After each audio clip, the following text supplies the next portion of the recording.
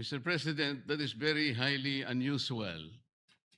Why would Senator Lacson make a precondition that the partial report should be signed by at least a majority of its members before he can yield May to interpellation? yes. May I place on record that it is the prerogative of any member of the Senate to yield or not yield. As a matter of fact, in my many years here, Senator Miriam Defensor Santiago, and I'm sure Senator De Estrada is well aware of this, who was with me. Senator Miriam Defensor Santiago, every time she delivers a privileged speech, does not entertain any interpellation. Yes, And Mr. it is her- President, but it this is her is, prerogative. this is different. And then, Because if as I said, it is the prerogative of Senator Santiago, and it is likewise the prerogative of Senator Lacson, because he wants that, as he mentioned, he wanted that his partial committee report be reported out and sponsored before he can answer any questions to that effect. Mr. President, if Senator Lacson would just say that he doesn't want to be interpellated, that will be okay with me. But he should not make a precondition that his unwillingness is conditioned upon whether or not the partial report should be signed by the majority. This is very unusual, Mr. President. Yes, we respect your opinion. And because he doesn't want to be interpellated, may I just be given the opportunity to make manifestation because my name was mentioned. Of by course, Senator Lacson. of course you may. Go Thank ahead. you, Mr. President. Mr. President, I cannot speak for our colleagues why they hesitate or even refuse to sign the partial report he allegedly disseminated to the members. But as for myself, Mr. President, I cannot sign a partial report. A partial report is basically unfinished. An unfinished report cannot be assumed to have contained the final and collective judgment of all the members. This is very basic, Mr. President. Secondly, I did not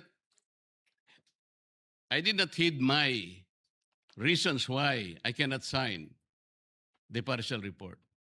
I delivered a privileged speech some time ago, Mr. President, outlining the reasons, therefore. Number one, I was expecting the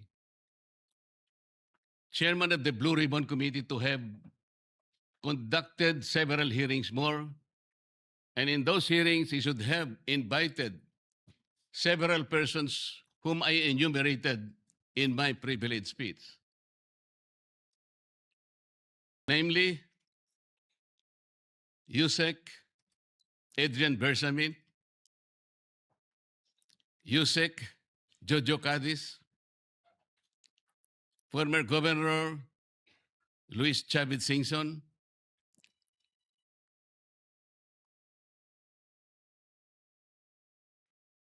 former Speaker Martin Romualdez, former Congressman Saldico by way of an apostilled sworn statement, because this is very, very possible.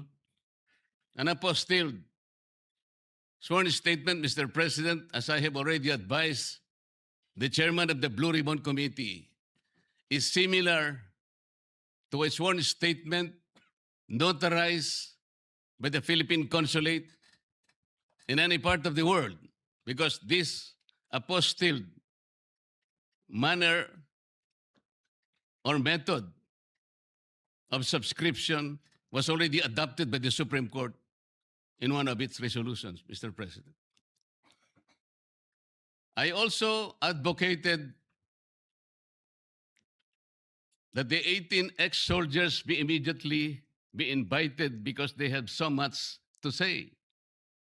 Because I thought he said, and he emphasized at some point, that wherever the evidence is, the BRC will be led there too, Mr. President. Ang sabi pa po niya, Mr. President, hindi option yung interparliamentary courtesy. At kung ako po ba'y tatawagin pala sa mababang kapulungan dahil meron pala silang itatanong tungkol sa di umano ay mga donasyon na aking tinanggap. Mr. President, I will willingly present myself with or without invitation. They just have to suggest to me that they wanted me there. I will go there, Mr. President. Interparliamentary courtesy is between the two chambers, Mr. President. Tayo-tayo po ang pinag-uusapan na maggalangan doon. Pero ang nangyari, Mr. President, ang ating boss, ang mga amo natin, ang taong bayan, ang hindi na po iginalang eh. Hindi lang pangbabastos sa mga taong bayan ang ginawa ng mga magnanakaw at kawatan nitong flood control projects. Igagalang pa ba natin, Mr. President, ang mga tinutungo ng ebidensya na sangkot ang mga taong gusto nating ipatawag in this chamber?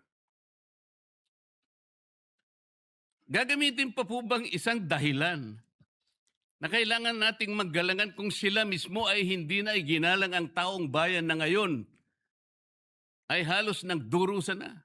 Tama po, sinabi niya kanina, Mr. President, talagang mainit ang panahon. Ang heat index ay talagang sumadsad na talaga sa pinakamainit na bahagi. Ngunit ang lalong nagpapainit nito, Mr. President, ay yung kawalan ng political will na ipagpatuloy ang pagdinig. Kahit na lantaran na nandun na talaga yung mga ebidensya. Bakit po hindi tayo tumawag ng pagdinig, Mr. President? Inimbita si Governor Luis Chavez Singson. Sa pagkakalam ko sa mga accounts na nababasa ko, he was invited to appear on April 14. At binigyan po siya ng pagkakataon hanggang April 7, hanggang alas 5 ng hapon, na ihain ng kanyang sinumpaang salaysay. Hanggang alas 5 ng hapon, Mr. President. Ngunit 9:15 ng umaga, ipinaabot sa bahay ng dating gobernador na kinakansela na po ang nasabing pagdinig. At ginamit pang dahilan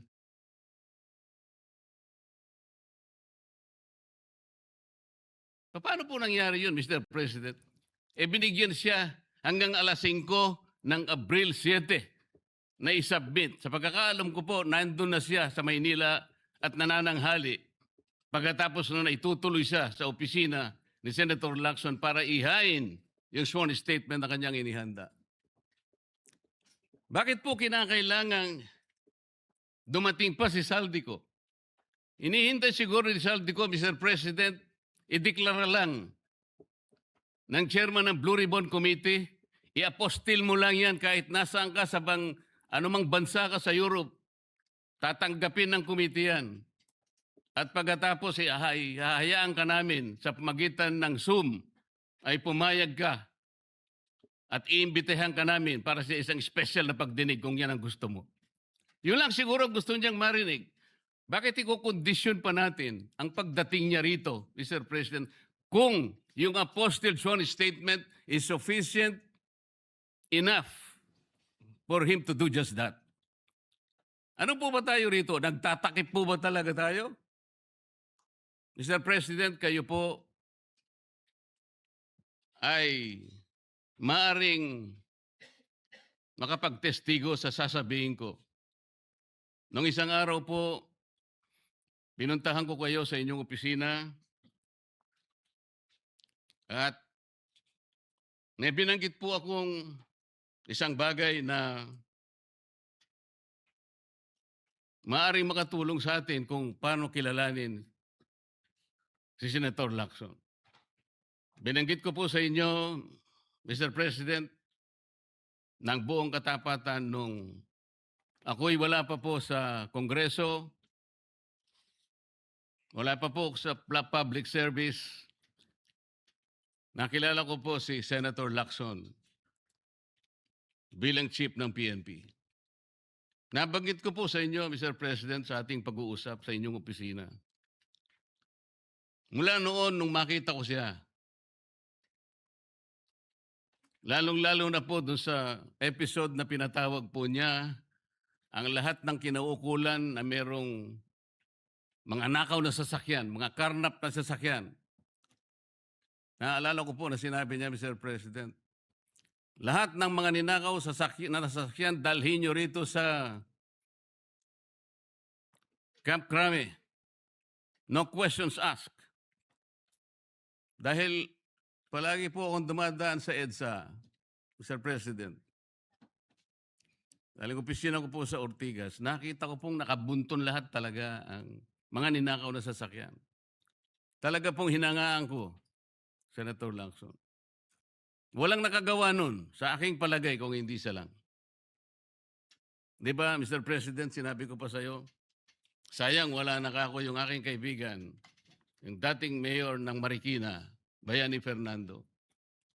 Dahil kinausap ko po siya. Sabi ko, Bayani, alam mo, yung ginagawa mo sa Marikina, gusto ko rin eh.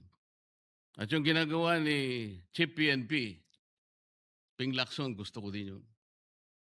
Ayaw mo ba siyang kausapin na kayong dalawa tumakbo? Si Ping Lacson ang president. Ikaw naman ang vice president. Kinuwento ko sa iyo yan, Sir President. Bakit ko po sinasabi ngayon ito, Ginoong Pangulo? Nung umpisa po talagang ganong na nakita ko po eh. Yung kanyang kagustuhan na maayos natin ang ating bansa.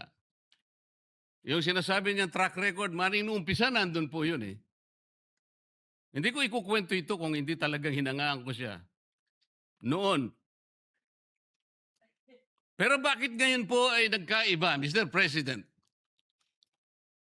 Parang yung pedestal na aking hinangaan, yung alamat na nandoon, unti-unting gumuho.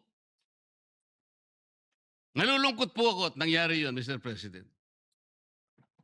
Ang sabi ko pa nga eh, hindi man tayo dapat maglaban-laban dito eh. Ang kapakanan ng mamamayan ng ating bansa, ang importante rito po eh. Yung direksyon natin. Bakit kailangan akong palaging pinapasaringan? Hindi naman po ang aking kagustuhan eh. Kung sino yung dapat na sumikat o sino yung dapat magpasikat, hindi po yun eh. Isa lang po ang sikat dito, Mr. President. Ang taong bayan na pinagsisilbihan nating lahat. Doon po natin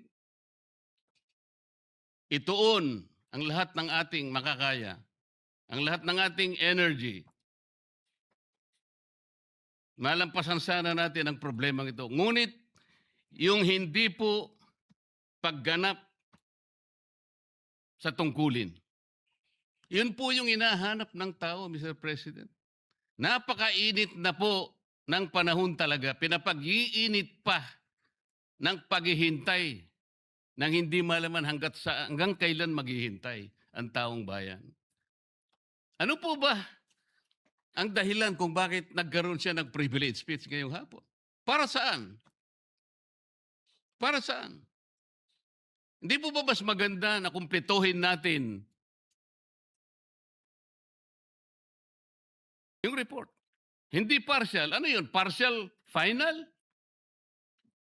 O partial provisional? Paano ko po malalaman, Mr. President, kung hindi po ibinigay yung hard copy? Pipilitin akong basahin na nandun lamang sa online. Binigyan lamang kami ng isang file para doon kuhanin namin kami mag-print. Paano ko ba ikukumpara po yung ipinrint ko? Hindi ko naman alam kung sinong gumawa nun dahil wala nga pong pirma yun eh. Doon lang sa paraan na yun eh. Nagkakaroon na po ng agam-agam eh. Pagkatapos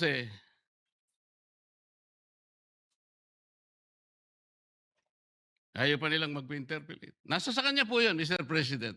Pero ako po, ang tanging hangarin ko lamang, ayusin natin lahat ito.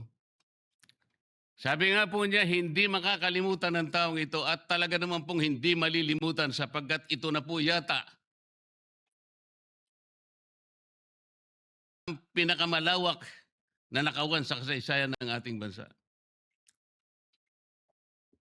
Salamat po, Mr. President.